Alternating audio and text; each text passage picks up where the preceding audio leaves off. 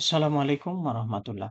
যে যেখান থেকে আজকের এই ভিডিও দেখছেন, নিশ্চয়ই আল্লাহর অশেষ রহমতে সবাই ভালো আছেন, সুস্থ আছেন। আমরা আজকের এই ভিডিওর মাধ্যম দিয়ে হোমিওপ্যাথি, আমেরিকায় যতগুলো ঔষধ আছে, তার মধ্যে থেকে একটা বড় ওষুধ আলোচনা শুরু করছি, যে ওষুধটার নাম হচ্ছে সিপিয়া। এখন পর্যন্ত আমার তথ্য মতে হোমিওপ্যাথিতে যতগুলো ওষুধ আছে, তার সংখ্যা অলমোস্ট ৩,৫৩৪ টা। এর বেশিও হতে পারে, কম হতে পারে। তবে আমার তথ্য ভান্ডারে যতটুকু আমার জানা, সে অনুযায়ী আমি জানি ৩,৫৩৪ টা ওষুধ আছে। পলিক্রেস্ট ওষুধ যেগুলো, তার মধ্যে সিপিয়া অন্যতম। সিপিয়া এর প্রতিশব্দ সিপিয়া ভেরা, সিপিয়া সাক্কাস, ইংফি, juice of the cuttlefish বা কাটেল ফিশ নামেও আমরা সেপিয়াকে চিনে থাকি। এটা একটা সামুদ্রিক মাছ আরকি। এটার প্রুভিং করেন, আবিষ্কার করেন আমাদের হোমিওপ্যাথির জনক হ্যানিম্যান। এর প্রুভিং বিস্তারিত পড়তে গিয়ে ডাক্তার হেরিং এর সূত্র অনুযায়ী যতটুকু আমি জেনেছি, যে হ্যানিম্যানের খুব নিকটস্থ একজন বন্ধু ছিলেন। তিনি আর্টিস্ট ছিলেন, তিনি লিখতেন। তো ওই যে আগেকার যুগে যে দোয়াত কালির মধ্যে পাটখড়ি যে পেন্সিল গুলো ছিল, চুবাইতো, লিখতো। ঠিক ঐরকম করে তার বন্ধু ওই দোয়াতের কালিটা ওইখানে না চুবিয়ে জিহ্বায় ঠাক আর লিখতেন। ওর মধ্যে কালি থাকতো তো শুকনো। ওই দিতেন আর লিখতেন, দিতেন, লিখতেন। তো এটা একটা বোধাভ্যাস। তার কোনো একটা প্রবলেমের কারণে তার বন্ধুর কাছে যায় এবং আ হ্যানিম্যান সেখান থেকেই আরকি আ এই ওষুধটা আবিষ্কারের পেছনে উদ্বুদ্ধ হয়।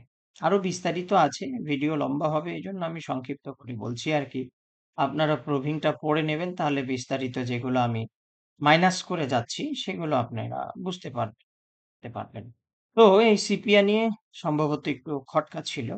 সেজন্য ১৮৭৪ সালে আমেরিকান ইনস্টিটিউট অফ হোমিওপ্যাথি এরা পুনরায় এই সিপিয়াটাকে প্রুভিং করেন এবং ১৮৭৫ সালে ১ বছরের ব্যবধানে তারা বলতে বাধ্য হয় যে, না, হ্যানিম্যান যেগুলো প্রুভিং করে গেছে, যে সিম্পটমস গুলো বলে গেছে সিপিয়া সম্পর্কে, এগুলো হচ্ছে চূড়ান্ত সত্য। আচ্ছা, বলে নিই। আমি এই আলোচনাটা করছি বিভিন্ন বইপত্র পড়ে, আমার ব্যক্তিগত যে নোট, সে নোট থেকে আলোচনা করছি। এইজন্য যেহেতু আমি আমার নোটস দেখে আপনাদের সঙ্গে আলোচনা করছি, তাই খুব স্পিডি আমি বলতে পারছি না। এবং আমার ভিডিওগুলো যেহেতু ৪০-৪৫ মিনিটের হয়, মানে একটা ক্লাস সিস্টেম, একটা ক্লাসে যেইভাবে আলোচনা করে থেমে আ বিষয়বস্তুগুলো বুঝিয়ে দেয়, ঠিক আমি ওই সিস্টেমে আলোচনা করছি। আমার আলোচনা সবসময় যারা ধৈর্যশীল, তারা A to Z শুনবেন, উপকৃত হবেন, এ বিষয়ে আমি আপনাদেরকে গ্যারান্টি দিচ্ছি।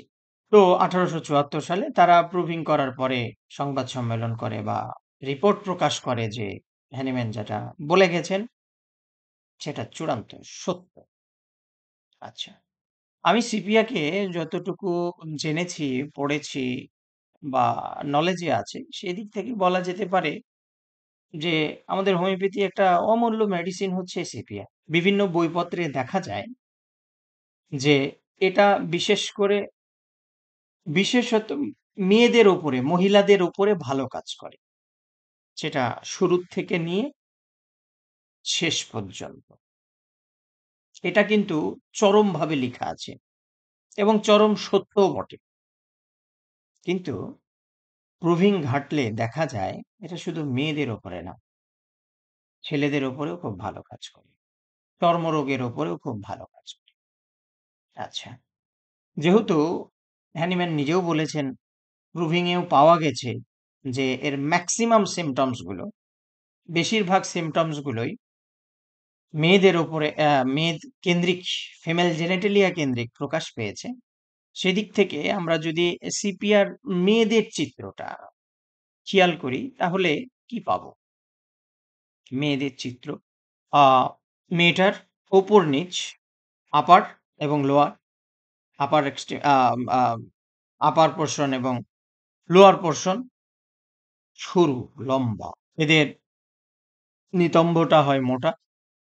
কোথাও, কোথাও সরুর কথা লেখা আছে। কোমর সরু, কপাল দিয়ে, নাক দিয়ে, চোখের নিচ দিয়ে, গাল দিয়ে, ঠোঁটের ওপর দিয়ে, এগুলোতে বাদামি রঙের বা হালকা ডার্ক এরকম স্পট পড়ে যায়।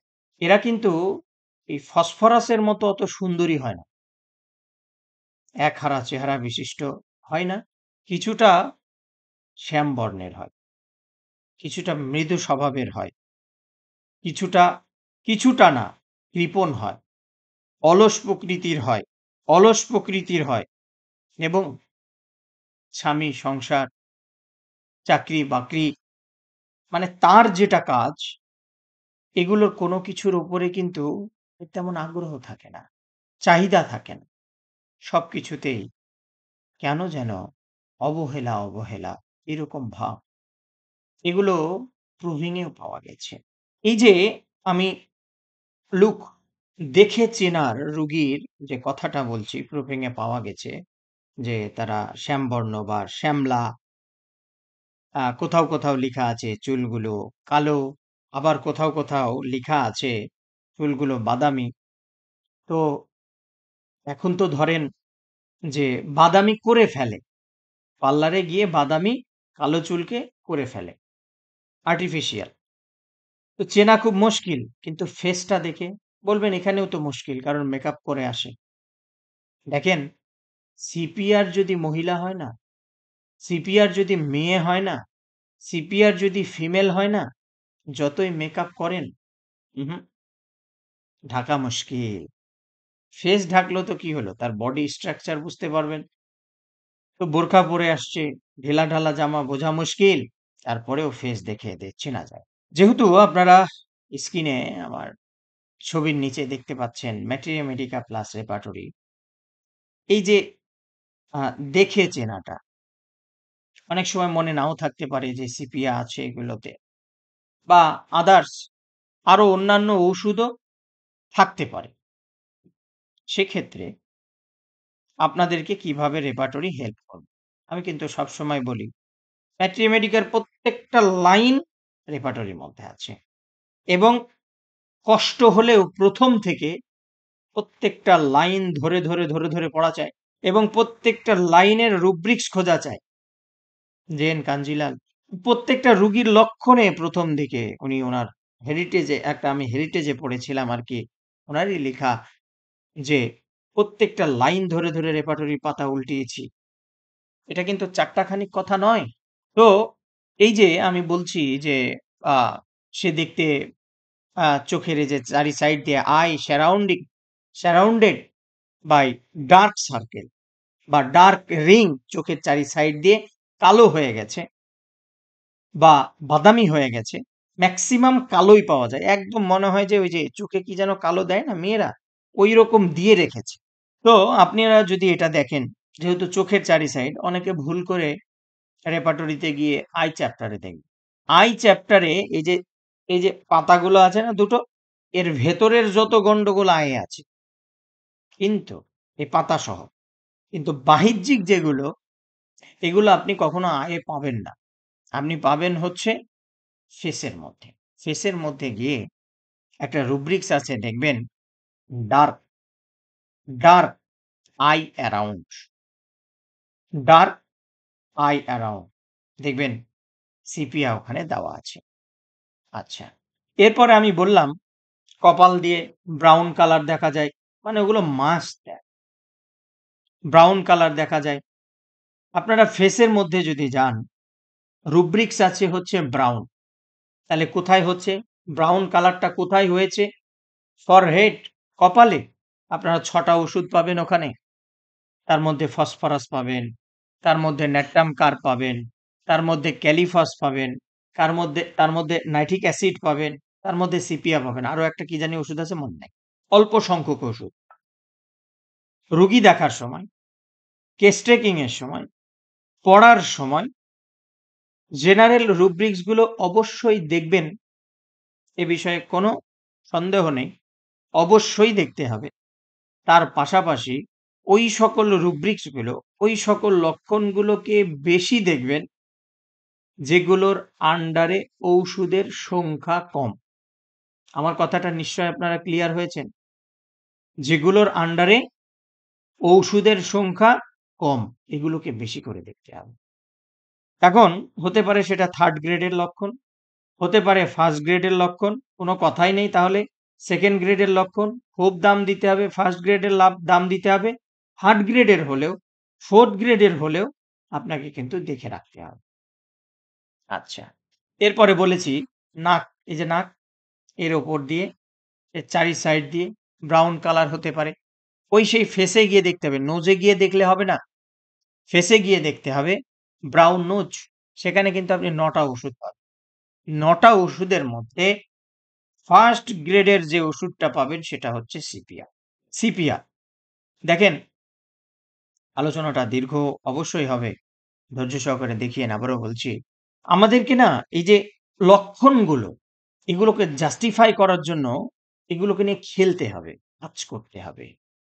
যেমন এই যে আমি আজকে গুরুত্বপূর্ণ লক্ষণের মধ্যে এটা একটা বলছি, নোজ অ্যারাউন্ড। তো সিপিআর আরো অন্যান্য লক্ষণ আছে, সেগুলো তো আস্তে আস্তে আলোচনা করব। এটা তো পার্ট 1, দেখি কতগুলো পার্ট আলোচনা করা যায় সিপিআর। তবে একদম একদম খুব সুন্দর করে আলোচনা করব এই বিষয়ে, আপনারা নিঃসন্দেহে নিশ্চিন্তিত থাকতে পারেন। তো নোজ ব্রাউন সিপিআর আছে। এখন কথা হচ্ছে, আমরা ম্যাট্রিমেডিকায় পড়ে গেলাম, জেনে গেলাম যে নাকটা ব্রাউন। ম্যাট্রিমেডিকায় কিন্তু তুলনামূলক ম্যাট্রিমেডিকা বা কম্পারেটিভ ম্যাট্রিমেডিকা যেগুলো, ওগুলো ছাড়া কিন্তু সব ম্যাট্রিমেডিকায় ওই লক্ষণে আর কি ওষুধ আছে এটা কিন্তু কখনো লেখা থাকে না। কম্পারেটিভ ম্যাট্রিমেডিকাতেও লেখা থাকে, কিন্তু যদি প্রত্যেকটা লক্ষণ, গুরুত্বপূর্ণ লক্ষণগুলো লেখা অবশ্যই থাকে, কিছু কিছু বইতে থাকে না, কিন্তু সমস্ত লক্ষণগুলোকে যদি লিখতে যায় তাহলে হেরিং গাইডিং সিমটমস যেমন 10 খণ্ড 12 খণ্ডে পাওয়া যায়, ওটা হয়তো 40-50 খণ্ড ওই কম্পারেটিভ ম্যাট্রিমেডিকা হয়ে যাবে। তাই সব লেখা থাকে না। তাই কম্পারেটিভলি পড়তে হলে আপনাকে অবশ্যই একটা যে কোনো ম্যাট্রিমেডিকা চুজ করতে হবে। সেটা অবশ্যই ভালো মনীষীর হতে হবে। সেটা কেন্ট হতে পারে, নার হতে পারে, যেটাই আপনার পছন্দ হোক না কেন, তার পাশাপাশি রেপার্টরি ঘাটতে হবে। যেমন এই যে নোজ অ্যারাউন্ড যে বলছি, ব্রাউনটা যে বলছি, 9টা ওষুধ আছে। সিপিয়া 1st গ্রেড, সিপিয়ার জন্য এই লক্ষণ সব থেকে দামি, কোনো সন্দেহ নেই। এছাড়াও লাইকোপোডিয়াম আছে, ওপিয়াম আছে, এছাড়াও কার্বোভেজ আছে, এছাড়াও সালফার আছে, সিফিলিনাম আছে, ফসফরাস আছে, অরামেটালিক আছে। দেখেন, সিপিয়া এবং লাইকোপোডিয়াম সম্পূর্ণ বিপরীত। সিপিয়া এবং ফসফরাস একদিক থেকে মিল হতে পারে, ও লম্বা চওড়া সরু, এও লম্বা চওড়া সরু, রাইট? কিন্তু সিপিআর মেয়েরা, সিপিআর মেয়েরা, সিপিআর মহিলারা বাচ্চা ধারণ ক্ষমতা ফসফরাসের মতো থাকে না, কম থাকে তুলনামূলক। সিপিআর মেয়েদের বাচ্চা ধারণ ক্ষমতা তুলনামূলক কম থাকে। এখন এই কথা বলছি বলে যার বাচ্চা হয় না, যে স্টেরিলিটিতে ভুগতেছে, যে ইনফার্টিলিটিতে ভুগতেছে, তার জন্য সিপিআর প্রেসক্রিপশন করবেন এমন কোনো কথা না, এমন কোনো কথা নয়। কথা হচ্ছে লক্ষণ থাকা চাই। নেক্সট হচ্ছে এই যে নোজের যে আমরা ব্রাউন কালারটা পেলাম, এটা এক্সটেন্ড করতে পারে। অ্যাক্রোচ, এক্সটেন্ডিং দ্য অ্যাক্রোচ মানে এই নাক থেকে আস্তে আস্তে আস্তে আস্তে এগুলা দিয়ে যে কোনো দিকে এক্সটেন্ড করতে পারে। দেখেন, ব্রাউন নোজ সেখানে 9টা ওষুধ থাকলেও যখন আমরা ব্রাউন নোজ এক্সটেন্ডিং অ্যাক্রোচে যাচ্ছি, সেখান থেকে আস্তে আস্তে ছড়িয়ে যাচ্ছে, এক্সটেন্ড করতেছে, বর্ধিত হচ্ছে, তখন গিয়ে আবার 6টা ওষুধ হলো। আমি এটাকে অ্যান্টিসোরিক সিফিলিটিক রুব্রিক্স বলতে পারি বা লক্ষণ বলতে পারি। কিন্তু কিন্তু যে রোগটা বলতে যে মাস্তাটা হচ্ছে, সেই দিক থেকে যদি চিন্তা করি তাহলে কিন্তু এটা সাইকোটিক ডিসকালারেশন। আবার গভীরভাবে যদি চিন্তা করা যায় তাহলে সাইকোটিকও বলতে হবে, সিফিলিটিকও বলতে হবে। কারণ আপনার সৌন্দর্যটা ধ্বংস হচ্ছে, আপনার সৌন্দর্যটা ধ্বংস হচ্ছে, তাহলে অবশ্যই এটা সাইকোটিক সিফিলিটিক। ধ্বংস হচ্ছে এবং এটা স্থায়ী থাকতেছে, যার মধ্যে কোনো ইরিটেশন নেই, যার মধ্যে কোনো জ্বালা নেই। তবে কিছু কিছু মাস্তাতে কিন্তু, বিশেষ করে নেট্রামের যারা রোগী, তাদের কিন্তু রোদে গেলে জ্বালা পোড়া হয়। ম্যাক্সিমাম মুখের মাস্তাতে কিন্তু জ্বালা পোড়া হয় না। সেই দিক থেকে সাইকোটিক চিন্তা করতে হবে। আবার যখন জ্বালা পোড়া ইরিটেশন হবে তখন অ্যান্টিসোরিক সাইকোটিক ভাবতে হবে। দেখেন, আলোচনা কিন্তু খুব গভীর, বুঝতে হবে বিষয়গুলো। সিফিলিটিক বলবো। তাহলে সিফিলিনাম চিন্তা করা যেতে পারে এখানে, ওপিয়াম, লাইকোপোডিয়াম, কার্বোঅ্যানিমেলিস এবং সালফার সিপিয়া। এখন এর মধ্যে কোনটা কোন লেভেলের ওষুধ, কোনটা কোন শ্রেণীর ওষুধ, মানে ওই যে মায়াজমেটিক দিক থেকে, সেটা কিন্তু আপনি বুঝতেছেন। কারণ প্রত্যেকটা ঔষধ সম্পর্কে আপনার নলেজ আছে, আপনার নলেজ আছে। খুব মনোযোগী হন, বুঝে যাবেন একদম। ম্যাটেরিয়া মেডিকা পড়ার যে কি স্বাদ, আমি আলোচনা করছি, আমি বুঝতেছি কি স্বাদ। রোগীরা যখন বলে, এইভাবে যখন ডিপলি আপনি পড়বেন, রোগী যখন মুখ দিয়ে বলবে, আহা, কয়েকটা লক্ষণ শুনতেই আপনি ধরে ফেলবেন এটা অমুক ঔষধ, অমুক ঔষধের রোগী। তারপরে আপনার নোটস থেকে মেন পয়েন্টগুলো ও রোগীকে যখন প্রশ্ন করবেন, রোগী সবগুলোতে যখন ইয়েস বাটন চাপবে, বাস ওই রোগীর জন্য উপযুক্ত পোটেন্সিটা সিলেক্ট যখন করবেন, তখন 2-3 মাসেই 2-10 বছরের রোগ ভালো হয়ে যাবে। আমি গতকালকে দেখবেন আমার ইউটিউবেও দেওয়া আছে, আমার ফেসবুকেও দেওয়া আছে, 10 বছরের একটা রিমাটয়েড আর্থ্রাইটিসের কেস। পার্শ্ববর্তী দেশেও দেখিয়েছে, একাধিকবার দেখিয়েছে। বিশাল দামি দামি ওষুধ দিয়েছিল, 7,000 8,000 টাকা করে দাম অ্যালোপ্যাথি ওষুধগুলো। 15 দিন যেত, 16-17 হাজার টাকার ঔষধ খেত। মাত্র 5টা মাস চিকিৎসা করে রোগী পরিপূর্ণ সুস্থ। দেওয়া আছে ফলো আপ, দেখবেন কিভাবে হলো।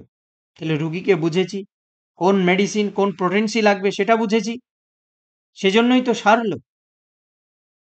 বুঝতে হবে, ধৈর্য ধর। নেক্সট হচ্ছে, তাহলে এক্সটেন্ডিং অ্যাপ্রোচ আস্তে আস্তে ছড়িয়ে যাচ্ছে।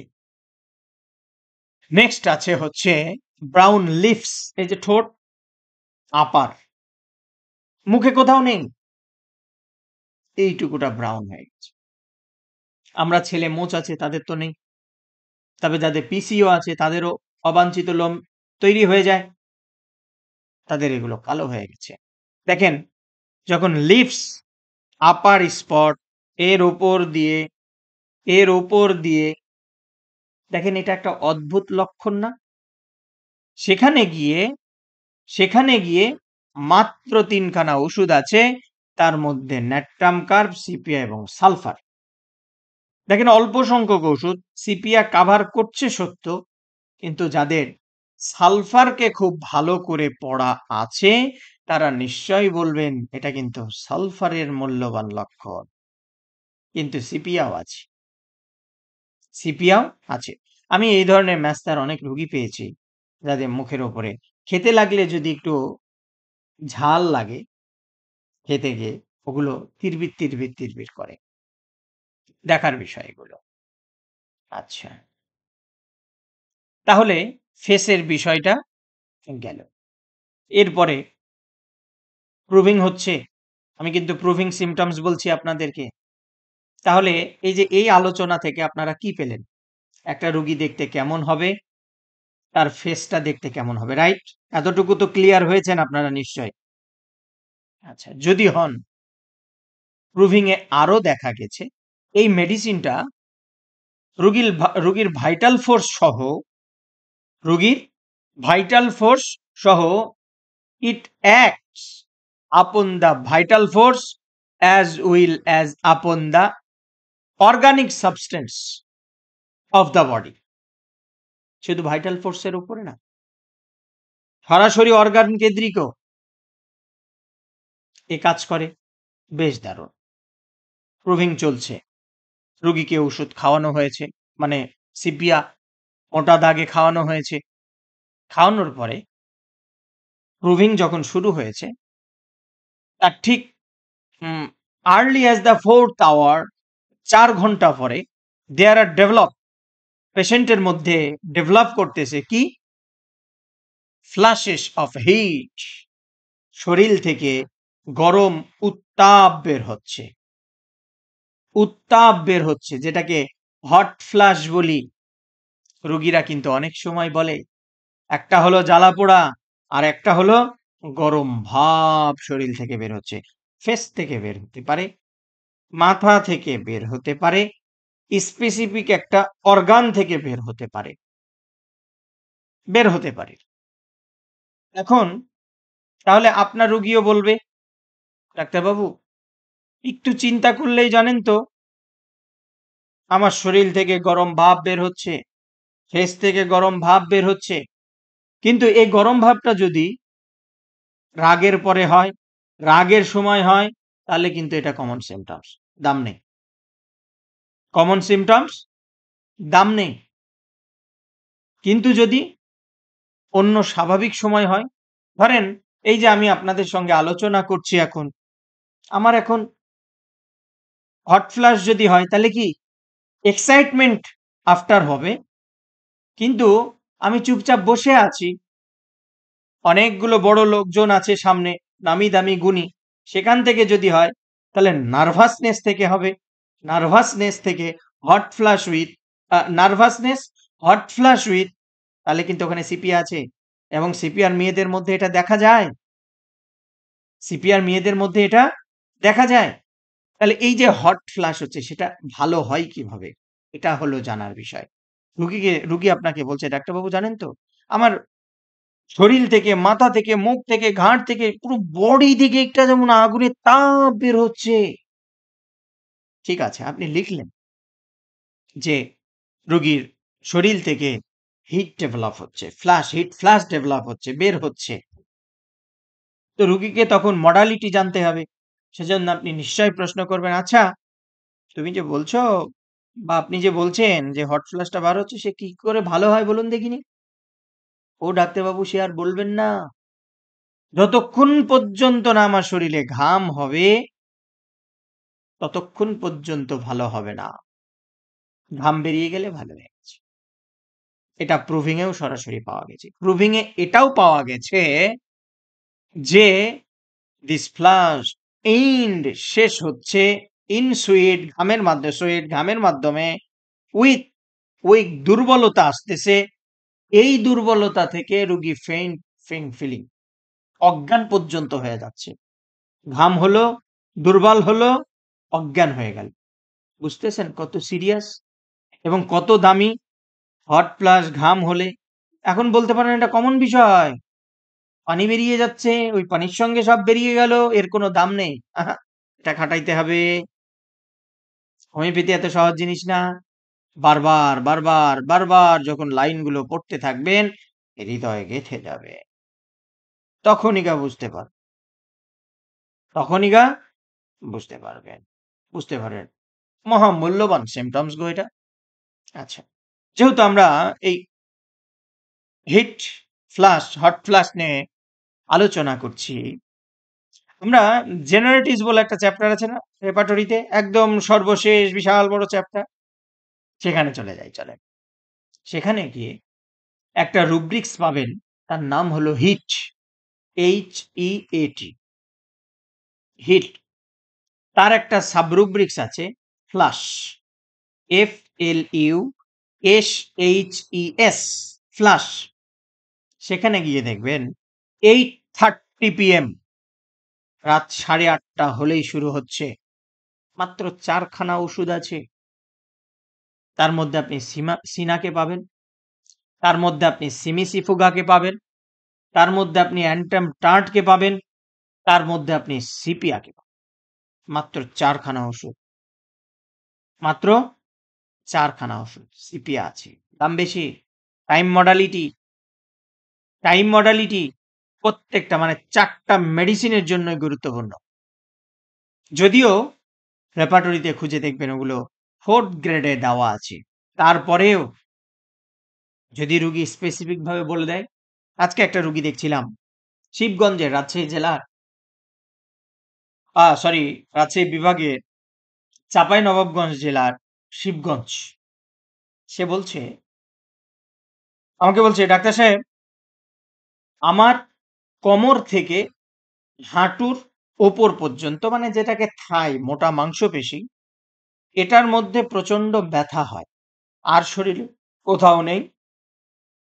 ডানেও হয়, বামেও হয়।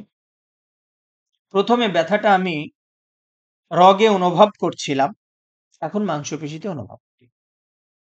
বেশ ডাক্তার দেখালাম, নিউরোলজিস্ট দেখালাম।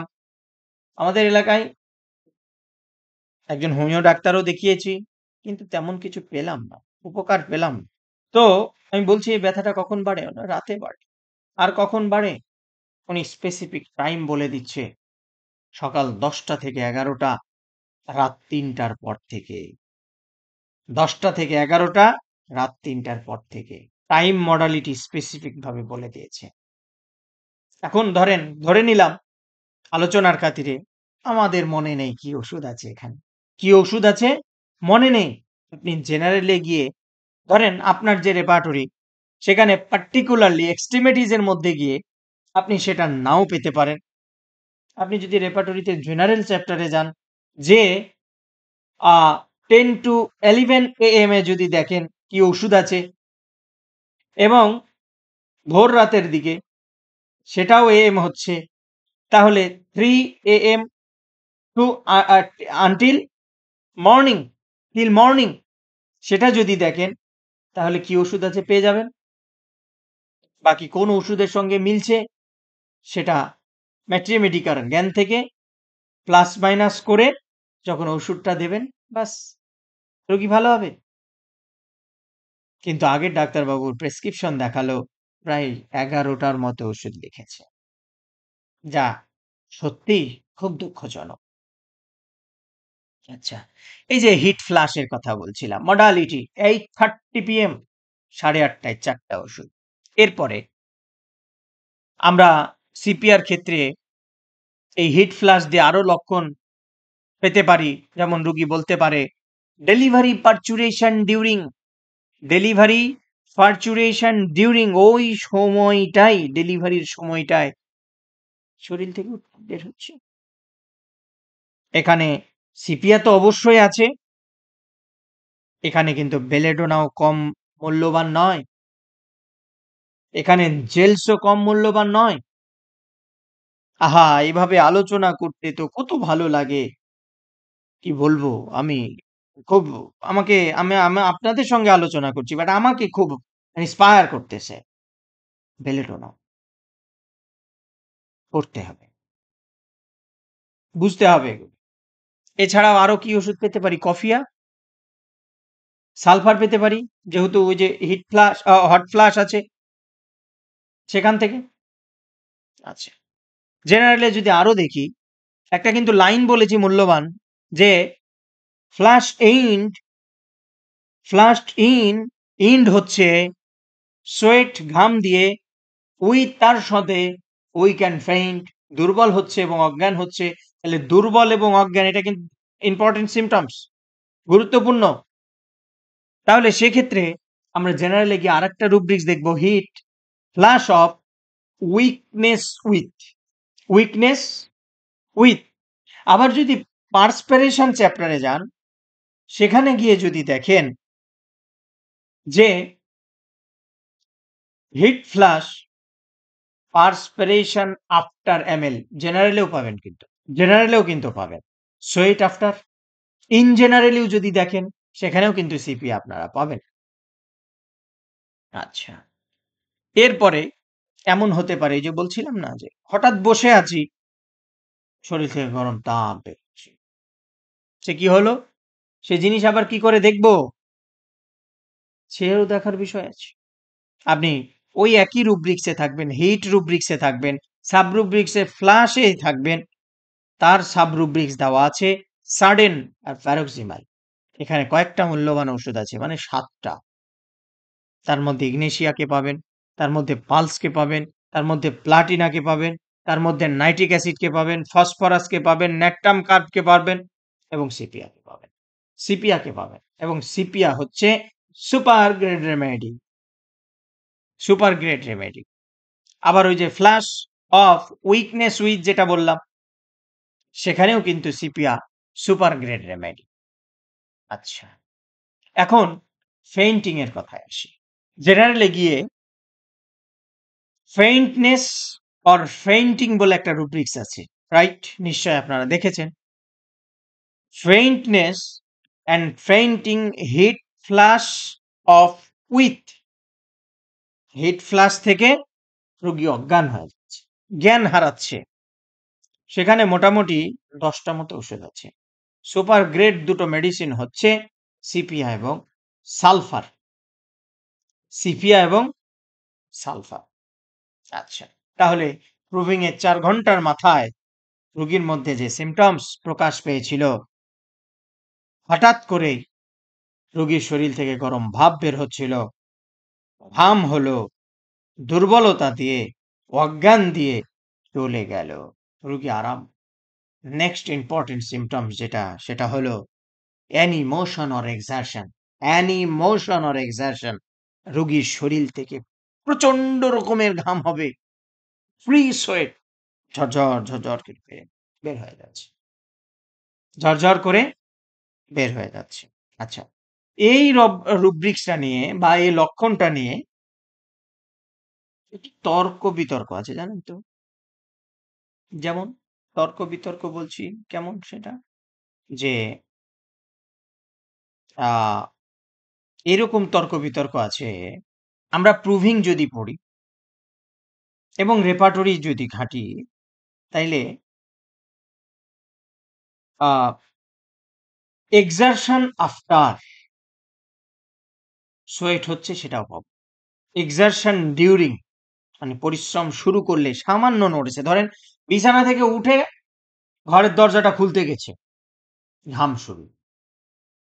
আবার এমনও পেয়েছি যে কাজ করে এসে শুধু বসেছে, ঘাম শুরু হয়ে গেছে, দুটোই আছে। কিন্তু বেশ কিছু বই ঘেটে যতটুকু দেখেছি যে সামান্য একটু পরিশ্রম করলেই রুগী ঘেমে কাপড় চোপড় একদম শেষ, একদম শেষ। সামান্য পরিশ্রম করলেই ঘাম বেশি, কপিয়াস, ইজিলি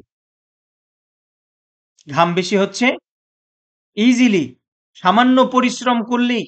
আপনারা পার্সপিরেশন বলে যে চ্যাপ্টার আছে তাতে যদি যান এবং রুব্রিক্স দেখেন, পার্সপিরেশন চ্যাপ্টার রুব্রিক্স হচ্ছে ইজি টু, রুব্রিক্স কি easy to exertion form any, সামান্য একটু পরিশ্রম করলেই স্লাইট, সামান্য স্লাইট পরিশ্রম করলেই তার ঘাম। এখানে ৩টা ওষুধ পাবেন। কটা? ৩টা। তার মধ্যে নির্দ্বিধায় আমি যে ওষুধকে সিপিআর আগেও স্মরণ করব সেটা হচ্ছে হেপারসাল। এখন বলবেন স্যার সাংঘাতিক কথা কিন্তু এবার বলে ফেলেছেন, আর ভালো লাগছে না। কেন গো? আমরা সারা জীবন পরে আসলাম হিপারসাল শীতকাতর, আর আজ আপনি বলছেন সামান্য পরিশ্রমে তার ঘাম হচ্ছে, তার তো ঠান্ডা লেগেই থাকে, বডি তো ঠান্ডাই, তো ঘাম হবে কেন? হ্যাঁ, এটাই তো পিকুলারিটি, এটাই তো স্রোতের বিপরীতের লক্ষণ, এটার দাম বেশি। তার ঠিক নিচেই অবস্থান করছে হলো সিপিয়া, সিপিয়া ঠিক নিচেই অবস্থান করছে হলো না আরেকটু নিচে সরিনা। কি দারুণ না বলেন? লিখছেন তো? লিখবেন, লিখে আবার পড়বেন, আবার ভিডিওটা শুনবেন, আবার পড়বেন, হৃদয়ে গেঁথে যাবে। পেশি শক্তির সঙ্গে না, নিজের পড়াশোনা দিয়ে, মেধা দিয়ে বসে রুগী দেখবেন, ডাঁটের সাথে রুগী দেখবেন। আপনার হাঁটু কাঁপবে না রুগী দেখার সময়, বুঝতে হবে। আচ্ছা, এখন বলবেন যে স্যার বললেন মোশন আফটার ঘাম শুরু হচ্ছে। ওই যে বললাম বিছান থেকে সামান্য এসে গেট খুলেছে, ঘাম শুরু হচ্ছে।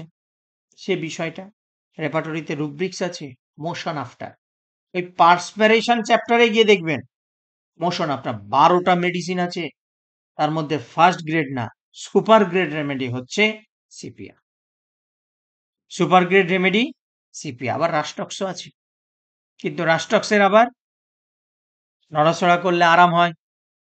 আচ্ছা, সকালবেলা ঘুম থেকে উঠে হাঁটা শুরু করেছেন, ওয়াকিং অন আফটার মর্নিং, দেখবেন সেখানেও সিপিয়া দেওয়া আছে। রাইটিং ওয়াইল যখন লিখছেন, ঘামে ভিজে শেষ, সেখানেও দেখবেন সিপিয়া দেওয়া আছে। সিপিয়া, এগুলো চুম্বকনীয় আলোচনা, কথা, এগুলোকে যদি পাওয়া যায় খুব সহজেই একটা রুগীর ভিতরে ঢুকে যাওয়া যায়। অনেক আলোচনা অনলাইনে, আলোচনার তো শেষ নেই। কিন্তু এইভাবে ধরে ধরে আলোচনা করতে বহুত সময় লাগে, বহুত মেধা লাগে, তাছাড়া হয় না। আর এই ধরনের আলোচনা সবাই শুনবেও না, কারণ সবাই কি চায় জানেন? ডাক্তারবাবু কানে ব্যথা, একটা ওষুধ বলে দেন, রোগীকে দেব, টুস করে ভালো হয়ে যাবে। আরে বেটা, ভালো হতে বহুত সময়, ওভাবে হয় না। ও হোমিওপ্যাথি ছেড়ে দিয়ে এলোপ্যাথি করো, ডাইক্লোফেন দিয়ে দিবা, রোলাক দিয়ে দিবা, ভালো হয়ে যাবে। তাই আর কি। ঠিক আছে, তাহলে মোশন গেল। এরপরে যেটা গুরুত্বপূর্ণ সেটা হলো রোগীর মধ্যে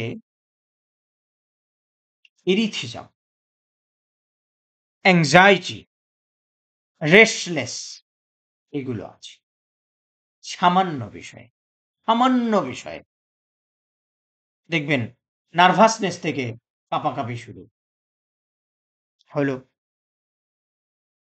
কেউ আদর করে দিচ্ছে, তার সেক্সুয়াল চিন্তা ভাবনা মাথায় চলে আসতে পারে। আচ্ছা, সামান্য একটা বিষয়, ধরুন বাড়িতে একটু কথা কাটাকাটি হয়েছে, এতটুকু জিনিস ও বেটা এত বড় করছে। সামান্য বিষয়ে এরা প্রচন্ড অস্থির, একটুতেই উত্তেজিত হচ্ছে,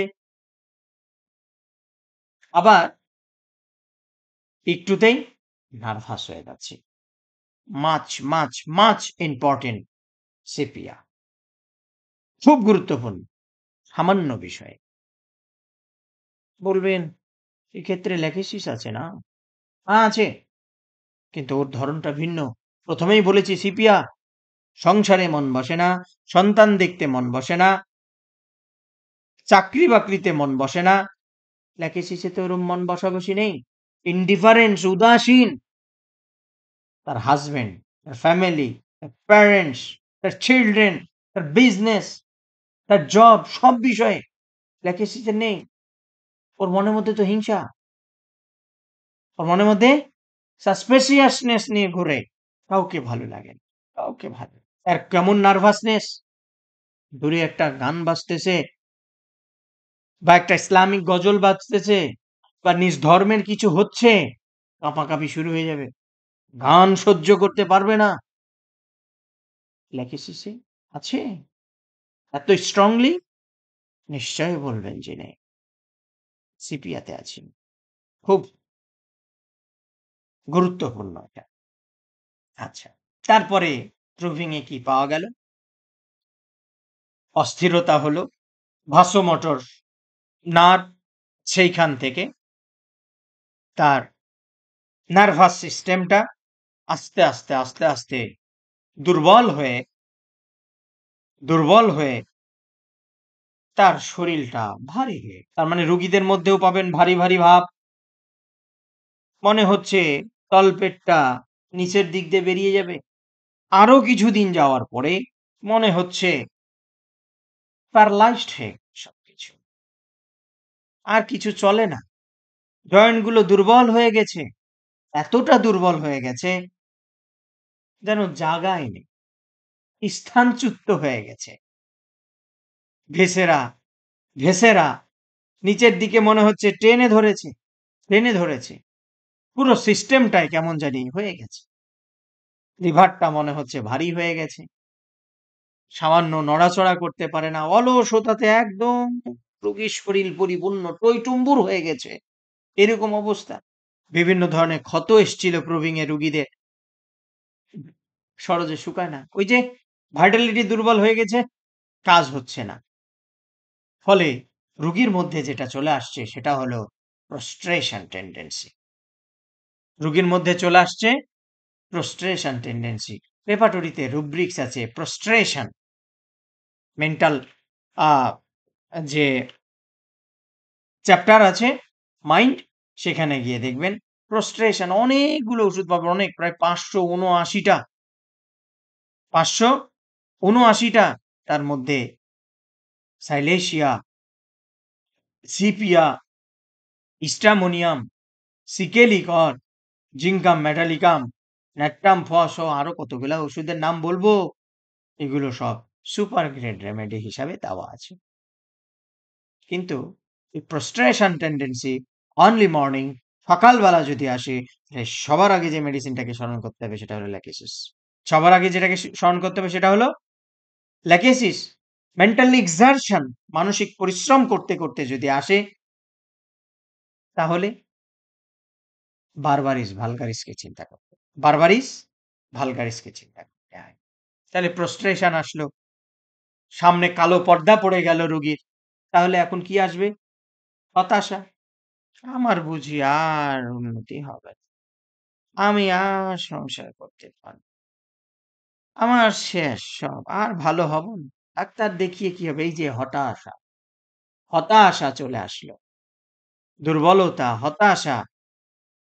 যখন এই যে নিজের মনটাই ছেড়ে দিল, মনটাকেই আর ধরে রাখতে পারতেছে না, তখন তো শরীরে ওই যে এরম শুরু আসবে। পার্কিনসন্স ডিজিজের মতো সব কাঁপাকাঁপি, ঝাঁকাঝাঁকি শুরু হয়ে যাবে। অযৌক্তিক সব বিষয়গুলো চলে আসবে। তাই আমি রুগীদেরকে বলি, আপনাদেরকেও বলছি, জীবনের প্রতি, জীবনে যত ঝড় বয়ে যাক না কেন, মানসিক শক্তি হারাবেন না। ওই সকল মানুষের সঙ্গে কোনো দিন চলবেন না, যারা আপনাকে মানসিকভাবে হেল করে ফেলে। মানসিকভাবে হেল করে ফেলে। চলবেন না, কথা শুনবেন না, দেখবেন না, দেখবেন না। আচ্ছা। এরপরে নিচের দিকে নামি। হাত পা দুর্বল হলো। তার পুরো ডাইজেস্ট সিস্টেমটা দুর্বল হয়ে যাবে। কখন মল বেরিয়ে গেছে বুঝবে না। মানে তখন সে সম্পূর্ণ প্যারালাইজড হয়ে যাবে। এখন এটা হলো প্রুভিং এর গল্প। ঠিক এরকম চিত্র নিয়ে রোগী আমাদের কাছে আসে। আচ্ছা। তারপরে কি পাওয়া গেল? এগুলো তার শরীর থেকে এখন বেরিয়ে আসছে। এই রুগীকে নিয়ে যখন ভ্রমণে যাওয়া হলো, ১ম এ ঘোড়াতে করে যাওয়া হলো। উহু, রাইডিং একদম খারাপ লাগে। গাড়িতে চড়তে পারে না। মাথা ঘোরা শুরু হয়ে যাচ্ছে। বমি, বমি ভাব চলে আসতেছে। নানা ধরনের কমপ্লিকেশন চলে আসতেছে। আচ্ছা। এরপরে গাড়িতে যাওয়া হলো। এসি-টেসি দেবে গাড়িতে। ভালো-টালো থাকবে। নাহ, ঘোড়া তো টাকদুম করে লাফায়। হয়তো তাতে প্রবলেম হতে পারে। গাড়ি করে যাচ্ছে সুন্দর রাস্তা দিয়ে। নাহ, সেখানেও সমস্যা। সেখানেও সমস্যা। ঠিক আছে। তাহলে ওই প্রবলেমটাও পাবো। রাইডিং অ্যাগ্রাভেশন, রুব্রিক্স আছে রেপার্টরিতে। কি অ্যাগ্রাভেশন? Riding aggravation. দেখবেন সিপিআর ফার্স্ট গ্রেড ঔষধ। আচ্ছা, সেটা গেল। এরপরে রুগীকে কাজ দিল কিছু। তুমি কাজগুলো করো তুমি। সেখানে দেখলো কাজ করতে গিয়ে রুগী আরো খারাপ হয়ে গেল। এমনি তো খারাপ। এমনি তো প্রস্ট্রেশন টেন্ডেন্সির মধ্যে চলেই গেছে। হতাশা শুরুই হয়ে গেছে। হাত পা সব প্যারালাইটিক হয়ে গেছে। যতটুকু শক্তি আছে কাজ করতে দিলে আরও এক্কারে শেষ। তার মানে আপনার কাছে যখন রুগী আসবে, তখন ওকে যদি প্রশ্ন করেন, "হাগো, তোমার কাজ করলে কি তোমার সব লক্ষণগুলো বাড়ে? ডাক্তারবাবু কি বলবেন? আমি একটুকু কাজ করতে পারি না।" এই আমাদের রাজশাহীর দড়িখরবনা বলে একটা জায়গা আছে।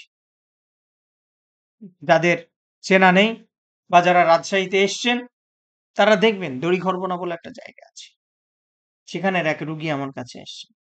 সামান্য পরিশ্রম করতে পারি না। পরিশ্রম করলেই আমার সব কষ্ট হয়। উনি যে প্রবলেমটা নিয়ে আসছিল সেটা হচ্ছে তার ক্রিটেনাইন বেড়েছিল। ওষুধ খেতে হয় না। একাধিকবার ইন্ডিয়া দেখিয়েছে। এখন আর ওষুধ খেতে হয় না। এই সিপিআর। ঘন, ঘন পেট খারাপ হতো। কাজ-কাম ভালো লাগে না। সংসারের প্রতি উদাসীন। ২ টো মেয়ে তার প্রতি উদাসীন, স্বামীর প্রতি উদাসীন। এই সিপিয়া তাকে উদ্ধার করেছে। সিপিয়া। গাড়িতে চড়তে পারে না। সামান্য পরিশ্রম করলে তার সব কষ্ট বেড়ে যায়। বেড়ে যায়। হৃৎপিণ্ড বেড়ে যায়। তবে ওই যে গাড়িতে চড়লে যে বৃদ্ধি বললাম, শুধু বৃদ্ধি না, আপাদমস্তক সব বৃদ্ধি হয়। আপাদমস্তক সব বৃদ্ধি হয়। তো আলোচনা বেশ লম্বা হলো। প্রুভিং বেস আলোচনা। জেনারেল টুকু আশা করি আপনাদেরকে আ বোঝাতে কিছুটা সক্ষম হয়েছি। সামনের দিন আরো আলোচনা হবে পার্ট ২ তে। আ বাকি যতটুকু থাকলো জেনারেল অংশটুকু, ওইটা সহ আমরা মেন্টাল সিম্পটমস আলোচনা শুরু করব। বাকি ২ নাম্বার পার্টে। এরপরে uh part by part particularly সব আলোচনা শেষ করব। আপনারা ধৈর্য সহকারে শুনবেন, শেয়ার করবেন। আমি যেহেতু আ ম্যাথেমেটিকা রেপার্টরি একসাথে আলোচনা করছি, একটু সময় লাগবে। শুনবেন, উপকৃত হবেন। আজকে এখানেই রাখছি। আল্লাহ হাফেজ।